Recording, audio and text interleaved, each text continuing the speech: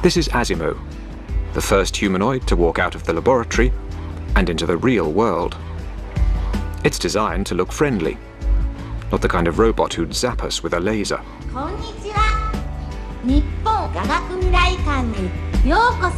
Every step Asimo takes has to be pre-planned, and its batteries only last for an hour. But it's taken nearly 20 years to get this machine up and walking. Masato Hirose was the project's chief engineer. It's our dream to come up with a robot that could be useful in people's everyday lives. I am 46 now, and it would be nice if I could make Asimo into the kind of robot I could use myself in the next 10 years, by the time I'm 55. Asimo's predecessor started off as just a pair of legs. Even so, he was a top-secret project. Scientists didn't want anybody to see their progress or witness their failures. This robot, built in 1986, could only walk in a straight line and needed nearly 20 seconds to take a single step. Picking up the pace was a huge challenge. To walk upright, a person uses 200 muscles, all controlled by the human brain. For a top-heavy robot to walk on 2 legs, its computer has to perform a constant balancing act. No matter how many times we tried to do this, it always fell over. We refined it day by day, over and over again, and finally got the robot to walk. Engineers spent years monitoring human body movements and then programming their robots to recreate them. It took 4 years to get the speed up to 1 kilometer an hour. It took another 2 years to get the robot to cope with slopes and stairs. Finally, in 1993, there'd been enough progress to attach the legs to something that looked like a body. P1 was almost 2 meters tall and weighed 180 kilos, twice the average weight for a man that size. But its successor, P2, was much lighter and more compact. The first time I saw Honda P2, I was impressed and amazed. It was walking without wires, everything was self-contained, onboard computers, onboard batteries. So it was impressive on that level, but also just because Honda was able to keep it a secret for 10 years. This is the latest model to emerge from the lab, and is a sign of what may one day be in our homes.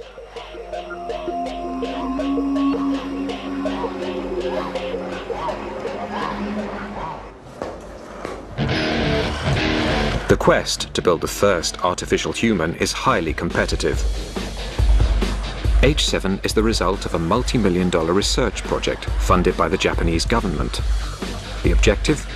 The creation of humanoid robots capable of performing complicated tasks, like playing football. Keeping your eye on the ball and kicking it with your feet may be child's play for humans, but it's a major advance for machines.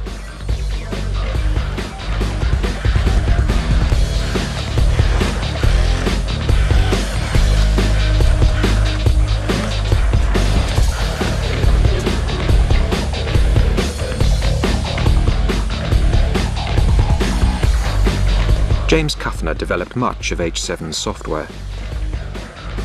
If I tell my daughter to go fetch my keys from the kitchen table, I don't have to tell her, move your left foot in front of the right foot, turn 90 degrees, and then enter the kitchen door. She can do that automatically, and we'd like to get robots to have that level of autonomy. H7 can track the ball with its eyes and make its own decisions about how to follow, catch, or kick it. But there are limits to what it can do of its own accord. H7 may have mastered football, but it's not so good at other sports. A whole new set of software is needed just to get H7 to pick up a bat.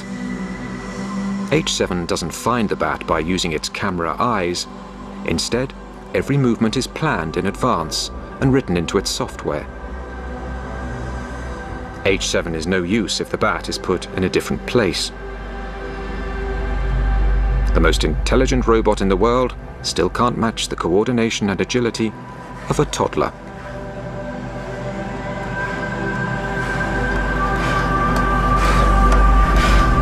The software that I wrote for H7 took over 5 years to develop and over 100,000 lines of code. And that involved getting the robot to move, pick up an object and put it from location A to location B. It didn't include object recognition, speech recognition, other kinds of sensing like computer vision functions.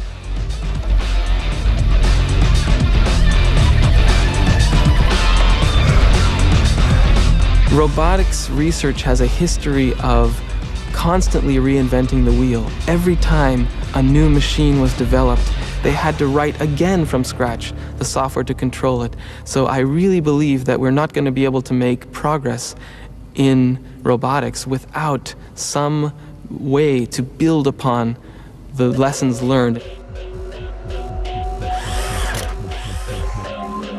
Despite the challenges, scientists are pushing forward the development of humanoids, believing there will soon be a need for them in the home and the workplace.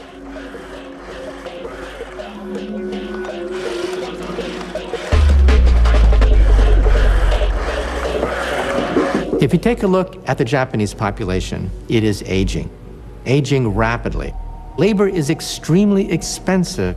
In the United States, because we have a large immigrant population, cheap labor is not such a big problem. Why be satisfied with a mechanical maid or butler when you can get a real maid or a real butler? But in Japan, mechanical servants have a bright future, and not just in the home. Which is why the Japanese government is funding the development of industrial robots. HRP-1 is a remote-controlled robot. In the future, versions of this robot could replace human workers on construction sites. HRP-2 is designed to help people with heavy manual work.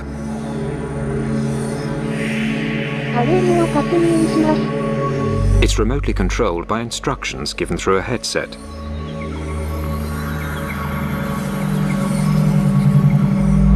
Creating a robotic workforce could be big business, a real boost to Japan's economy. But there are still a few snags to overcome.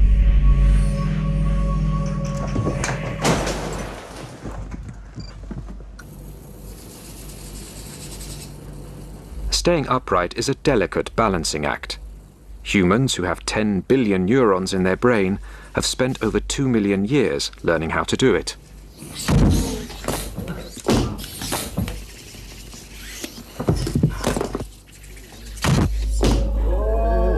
Morph 2 is a miniature humanoid, not always on its toes. Like a human, it can sense when it's off balance, but it's not always successful at compensating. But when it does manage to stay upright, its range of movement is impressive.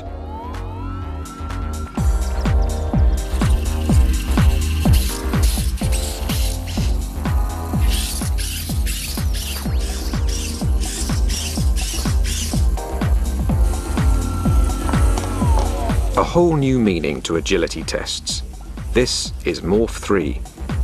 Its incredible flexibility is made possible by 26 joints, all coordinated by 133 sensors and gyroscopes, which detect changes in pressure and position. But they can't process all that information as quickly as humans, which is one reason they fall over so often.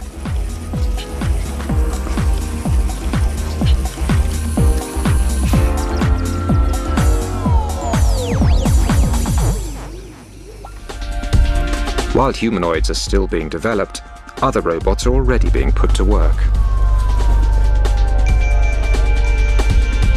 PackBot is a robot designed to help the police or armed forces in dangerous operations. One of the classic situations for the PackBot is a situation where a bad guy has barricaded himself inside a building and a police force is outside looking to make an entry. And they have very little information about what is going on in that building. So the robot is designed to climb stairs, climb into that building, look around, essentially put eyes and ears inside that building, give an idea where the doors are, where the stairway is, where the bad guys are, how many bad guys there are, if there are good guys, and if the bad guys are still alive. PackBot can be controlled from almost a kilometer away.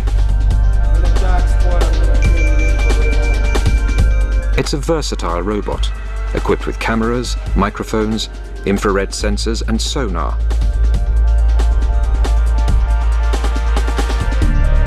The satellite navigation system tells its operator where it is, as well as the roll and pitch of the terrain. We're looking at adding chemical sensors, bomb detection sniffers, mine detection platforms. Basically, any kind of sensor that you can come up with, we can incorporate on the back of the robot. PackBot is housed in an impact-resistant aluminium shell that can survive a 3-meter drop onto concrete at extreme temperatures. It can move at speeds of almost 20 kilometers an hour and through 3 meters of water. If it lands upside down, its flippers turn it over. One reason it's so tough, it has no wires that might break or become disconnected. I'm at the landing, clear at this point. Is the way clear? Clear. 1, 2, 3. Go. This is only a police exercise, but PackBot has already seen real-life action, having worked at New York's Ground Zero, helping in the search for survivors. And this is particularly important now where the loss of human life isn't tolerated anymore during war or military action, or civil action for that matter. Scientists are already working on the next generation of PackBots, with even more capabilities. The development of an extending neck will enable the robot to peer around corners. I'm turning the robot. Okay, Tommy, what do you got? 2 people, 1 suspect and 1 hostage. He's got a knife in his right hand. There's a female on the ground. Go.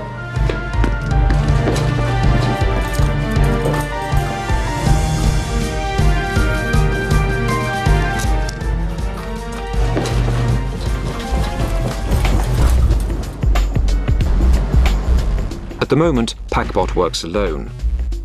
But there are situations when it will be an advantage to have a whole team. This is becoming possible with new technology called Swarm. This group of little robots works cooperatively. At the moment, they are playing Follow My Leader. The inspiration for their software, the behavior of ants and bees. In nature, 20 million individuals in some of the larger societies of ants all come together and work for a common goal. And they don't have cell phones, they don't have internet, they don't have GPS, but yet they're able to work together collectively and to do complex things like map their environment, form paths, carry food around, communicate information to their nest mates, things like that. So we're trying to get some of that intelligence into robots. Swarm bots can talk to each other without human control. Follow My Leader makes communication easy, especially underground where radio links don't work. The swarm can pass messages through each other until they reach the surface. One robot can say, I need 5 robots to follow me, and 5 robots will run and compete to be the 5 that get to follow, and they'll follow this robot like a train. If one of the robots fails, maybe its motor dies, or maybe it gets caught in a crevice, the world is very difficult. It doesn't matter, because another robot can just jump in and take its place.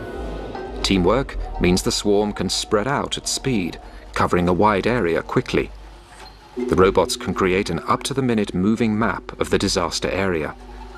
So, for example, you could put a lot of swarm members into a burning building, and they could spread out. And they could all have sensors that say where the hot spots are, where the smoke density is, where people might be found. So you've got this map that's growing very quickly. One robot wandering around could never do that.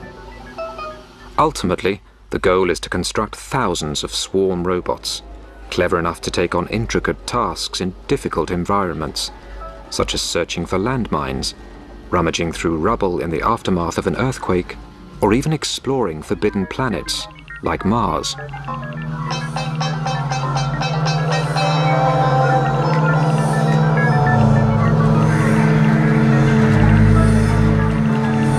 Another idea is that by having a large number of robots, they can all be relatively cheap.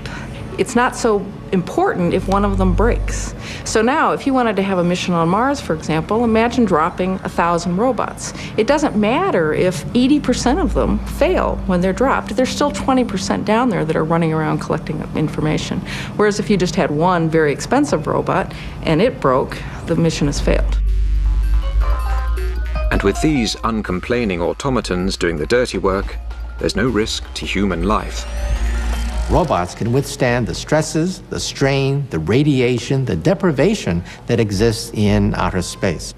They don't complain, they don't require life support, and they don't have to come back. But space research will have job opportunities for bigger robots too. Robonaut is a remote control robot developed by NASA to work outside a space station where there's danger from space debris and cosmic rays. Safe inside the space station, the astronaut wears a special visor and glove. When he turns his head, the robot's head turns too, and sends back video images of what it can see. When the astronaut moves his hand, the robot mimics the action. One advantage of humanoid robots is that they can work with tools and equipment designed for people to use.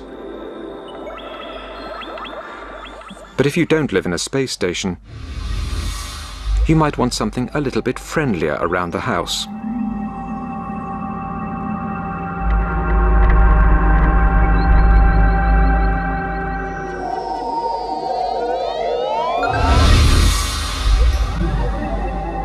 How about a robot that could greet you at the door?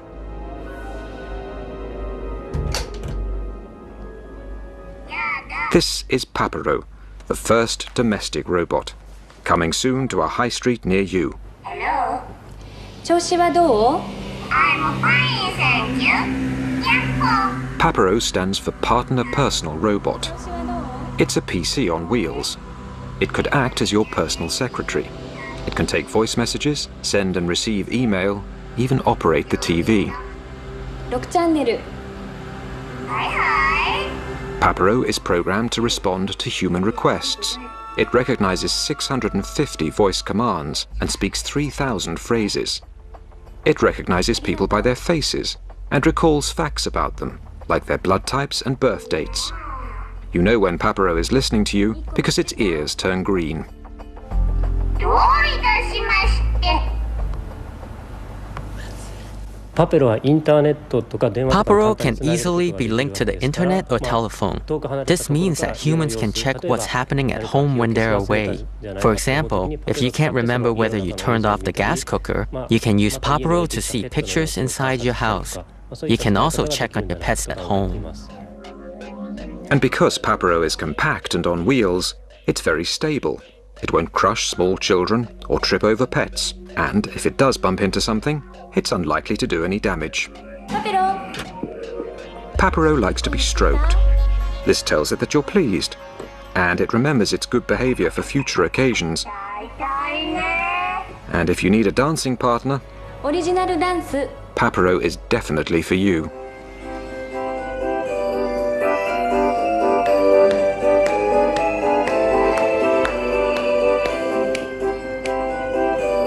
Paparo can be as endearing or as irritating as a 2-year-old child. もう疲れたから切るね。まだ寝たくないよ。 But it has one great advantage over any toddler.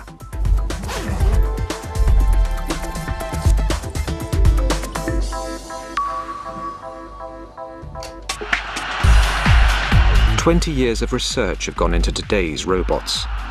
But are they ready to join the workforce? Our robots today have the collective intelligence and wisdom of a cockroach, a retarded cockroach, a lobotomized retarded cockroach. However, because of the doubling time of computers, I think that by the year 2020, we may have robots that are as intelligent as mice, perhaps as intelligent as a dog. If robots are really going to be useful, they're going to have to learn how to learn. The dream of developing a human robot has endured for decades, and substantial progress has been made. Now they can talk, walk, and sometimes outsmart us.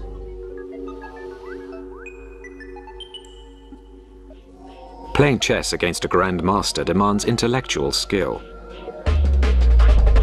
But in 1997, the world's greatest chess player, Garry Kasparov, was beaten by a computer called Deep Blue.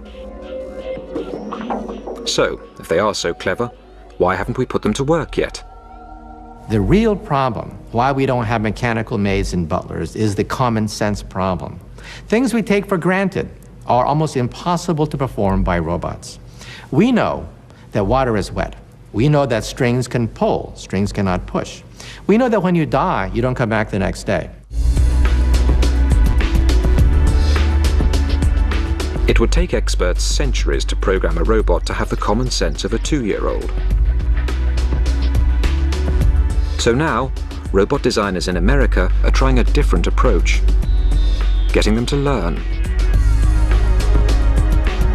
Cog is a robot that, like a baby, is learning through experience. Cog has several cameras. Through them it can see objects in wide angle or close up. It can track objects, sense and depict color. You see, robots can see. In fact, robots can see about 10 times better than you can see. But robots don't understand what they are seeing. They don't understand anything more than lines and simple geometric patterns. At first, Cog didn't know where its arms stopped and where an external object began. But by seeing and poking these toys, Cog is slowly learning the map of its own arm and how to distinguish a particular object from the background.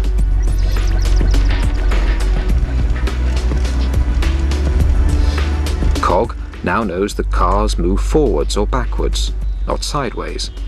So, even when the car is placed in a different direction, Cog hits it from the front or back. If robots can learn from experience, they won't have to be programmed for every task. But this initiative is still labor-intensive. We'd like to be able to take that robot in the future and show it, here's how to do the ironing. You know, you fold it this way, you do that, and that's how to iron. You do it now. We'd like the robot to understand that, be able to map it to its own body and do the task. This is K1. K1 isn't doing the ironing yet, but it does try to copy its programmer's workout.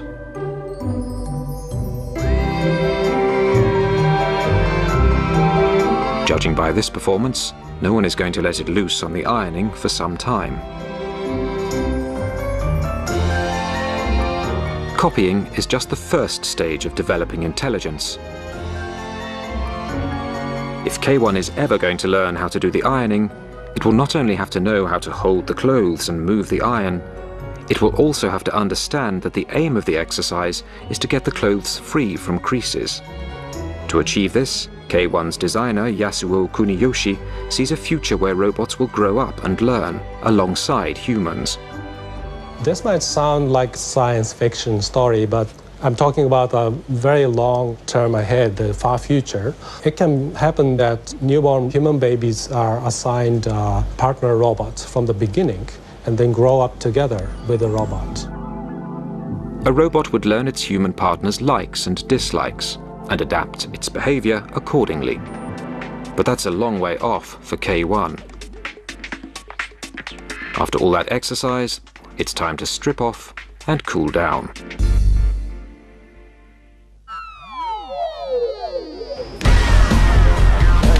Here. Okay, you go, DB. Now you're playing. Darren Bentivegna is teaching DB to play air hockey. DB's camera eyes have been set up to track the puck's bright color. So far, so good. As long as the lighting conditions don't change. Now you know how to play it. All right, getting a little better. But to play the game, DB not only needs to see the puck, but to predict where it will be a few seconds later. That's my score. The puck not always can be seen. Sometimes it goes underneath an arm or it's in a corner.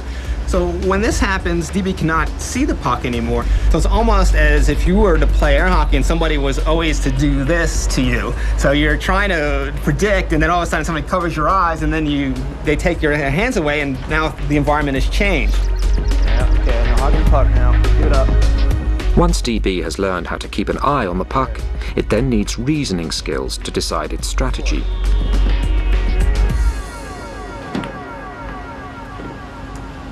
Having chosen its shot, DB needs the motor skills to execute it. And all these seeing, reasoning and action skills need to happen instantly. The puck waits for no man and no thing. Is it worth all this effort just to teach a robot a game? Through verbal communication, you could tell DB or teach DB new skills, as you would teach a person. So, for example, if you wanted to have DB do ironing in your home, you would have DB in the location, and you would tell DB, watch DB, this is how we iron. We take the iron, we move it across the clothes, and we look for the wrinkles, and we make sure we don't burn. And it would know about all these items through these communications, and little by little build up more and more skills. One day you'll be able to play as good as this. Well, I'm hoping you'll be able to play better.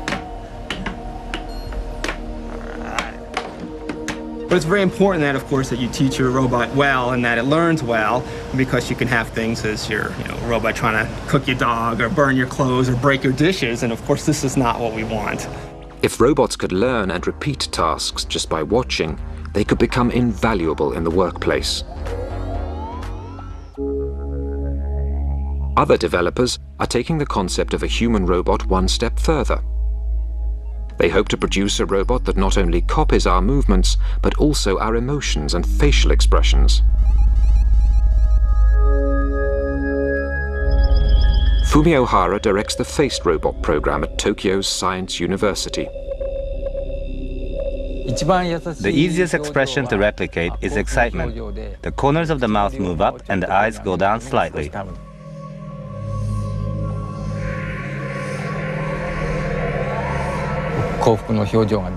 But for surprise, the eyes get bigger and the mouth opens, like this.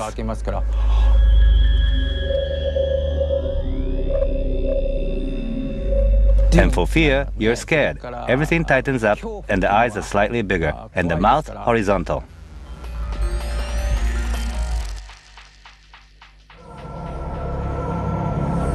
Not exactly a pretty face, but a functioning face, the first of its kind in the world. Silicon is stretched over the skull, made up of semiconductors, wires and pistons. The wires have to be positioned in exactly the right place to replicate the muscles in a human face. But expressions like fear, surprise and anger use similar muscles and can be difficult to tell apart.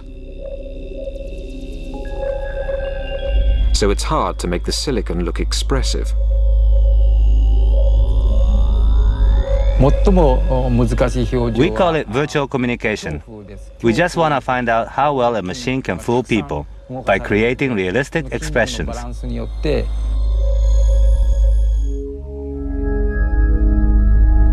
Hara believes that a great deal of communication is through facial expression alone. To communicate effectively with humans, robots will need to express feelings we can understand. With the help of tiny video cameras mounted behind the eyeballs, this robot can already read human faces and copy what it sees. It's programmed to recognize and recreate 6 emotions. But Hara wants to give the face a voice so the robot can not only look angry, but sound angry.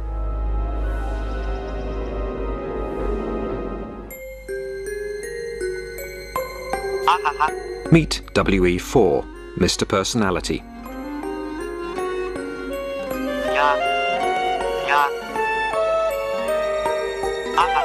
It really seems to enjoy tracking a red ball and doesn't like being ignored. It shows surprise when the scientist opens a bottle of vodka, but it does like the smell. WE4 can make expressions of disgust, fear, anger, surprise, sadness, and happiness.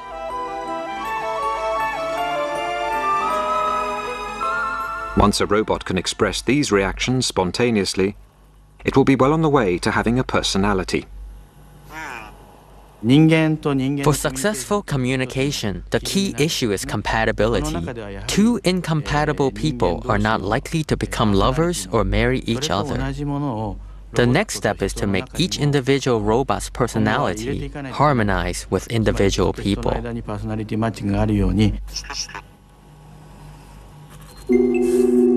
Rodney Brooks is developing a sociable humanoid robot he calls Kismet. Do you want to talk to me today? What do you think?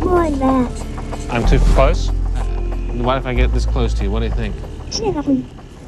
Right now, Kismet is modeling a very young infant who doesn't really have language. So it babbles and does turn-taking, as you can do with a young infant, back and forth. But there's not too many words that it understands, and it can mimic a little bit, and we're having it learn about simple objects by talking to it. Can you see me? Yes. No, it's a bright light, isn't it? You're much more interested in the bright lights than my face today. Come over here. Kismet engages with people through an expressive face-to-face interaction. Brooks was inspired by infant social development and psychology. Kismet has a bunch of different emotions, and it will react differently to the same stimulus depending on what emotional state it's in. Sad. So we never know from minute to minute or even day to day how it's going to interact with us. Then, well. Hello. Hello. Do you like me? Yes. Kismet was designed to react to social cues and learn from a human instructor. Kismet, say horsey. Say horsey. Horsey. Good robot. There you go. Yes. Yes. Yes, Kismet. 15 computers are involved in making Kismet either bored, lonely, stimulated, tired, talkative, or silent.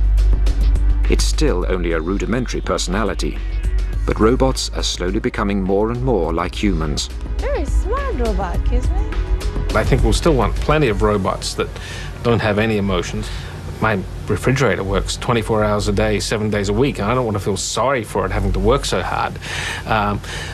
But I think there may be some roles for emotions in robots that we want to interact with on an everyday basis, because it's a very intuitive way of us understanding what's going on. Robots are already in the workplace, and they may soon be in our homes. But what about more intimate, life-changing involvement?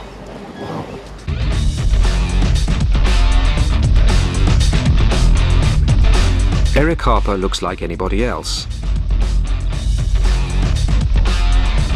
But one part of his body is completely robotic. 9 years ago, Eric lost his right arm in a printing press accident. The day I lost my arm, I had been working late. The rest of the shift had gone home, and I jumped up onto the machine and actually fell in and was drawn into the machine, and then it shut down. My arm stuck in the press, and day shift isn't going to come in till 5:30, so I have 4 hours to wait. Eric was eventually rescued, but most of his right arm had to be amputated. I was right-handed, and having lost my arm, it was like, oh, well, this is going to kill me? No. I'm going to go on. I'm going to do what I want to do. I have a life to live, and it's not going to stop me. The robotics in Eric's new arm are designed to respond naturally to his body movements. The arm consists of microprocessors, circuit boards, motors and gears. It weighs nearly 3 kilos. Electrodes in the socket receive electrical impulses from what's left of Eric's muscles.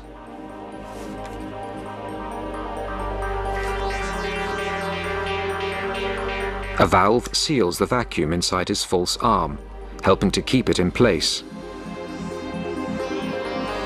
A computer reads the electrical impulses from Eric's back muscles and bends his robotic elbow, raising his forearm.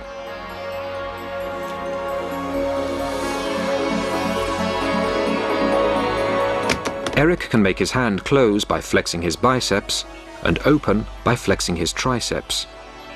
Like all robots, we have to run on battery power, and I have to pop out a battery on the bottom just like this, and then get a new battery and put it back. Occasionally I'll get caught and I'll just run out of energy.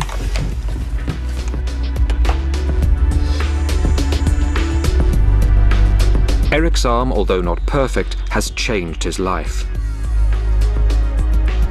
So will this technology one day be able to improve our brains as well as our bodies?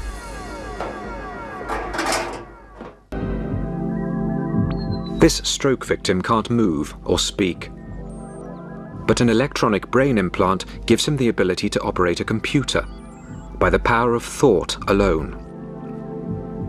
His thoughts generate electrical activity in the implant, which is picked up by an aerial link to the computer. The signals are then translated into action, and the cursor moves on the screen. The brain is able to communicate with electronic devices really because they speak the same language, which is electricity. A two-way signaling system is being developed so that implants can also receive information from other parts of the body. We want to bring touch into the brain directly using stimulation through arrays of electrodes in the brain. And we think that it will be possible someday for people who are quadriplegic to be able to feel their body again. External brain stimulation is already being put to the test. This is the world's first radio-controlled rat.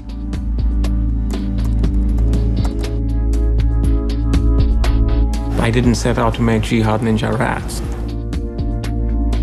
What we wanted to do was an experiment that gave us a sense about how well animals understand signals that come directly into their brain. Rats have poor eyesight. They use their whiskers to find their way around in the dark. 3 electrical probes, each the thickness of a single hair, were implanted in the part of the rat's brain that picks up signals from its whiskers. The operator can direct the rat by typing commands into the computer. In one way, you could compare the system to a child's remote-controlled car. An operator stands with a laptop and sends out key signals.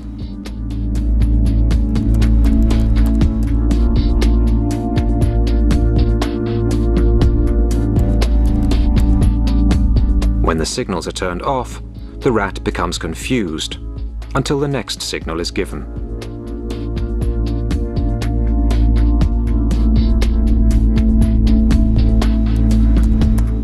Dr. Talwar believes his remote-controlled rats could be very useful. At the time we were doing the experiment, 9/11 happened in New York, and we were looking at these images on television, and it occurred to us that what we have in front of us could be a very cool technology to solve many of the search and rescue problems. Rats could be invaluable for search and rescue amongst wreckage, or for sniffing out hidden landmines. Unlike clunky machines, rats are familiar with rough terrain and small spaces. The concept has not been well received by animal rights groups. Such experiments will be regulated and may be limited if they're shown to cause unnecessary harm or stress to the rats and mice. But one day, humans might choose to have brain implants themselves.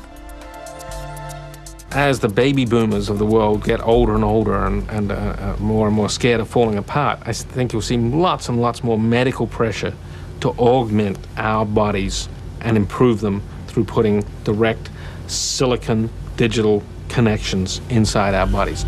We've seen time and again that what starts out as a technology for helping people who are ill or sick or injured then becomes optional. And the great example of that is cosmetic surgery. It started out for helping people with burns, but now cosmetic surgery has a whole life of its own for improving people's looks and well-being. If this is what we're prepared to do to make ourselves more beautiful, what would we do to be brighter, more talented, more athletic? We could give people supranormal senses. We can give them the ability to have ultrasound. If you have ultrasound, then you can detect the presence of objects near you without seeing them. You might be able to use infrared, which would allow you to see in the dark. You might have supranormal reflexes. You'd be able to hit a baseball coming at you much faster than you can now.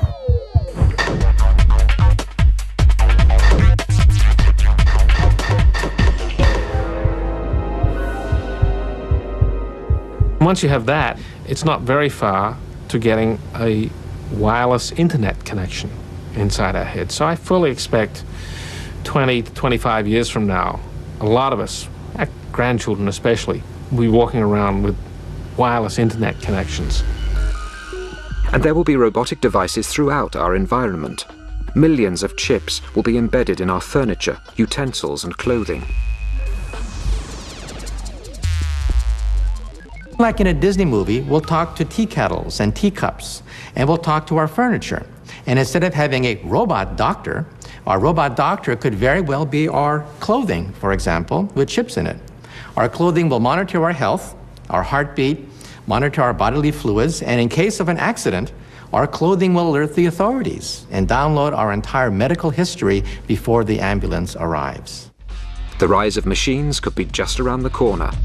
And this may be a source of hope, not fear, because the robots running our lives are unlikely to be the metal and silicon creations of science fiction. They'll be part of us. The future of robots is us, and us will be the robots. The combination of person and robotic technology is going to be far better than any pure robot that we can build. Our new robo-beings. A collaboration of man and machine, flesh and technology. Not Homo sapiens, but Robo sapiens. United in structure, brain, heart, and soul.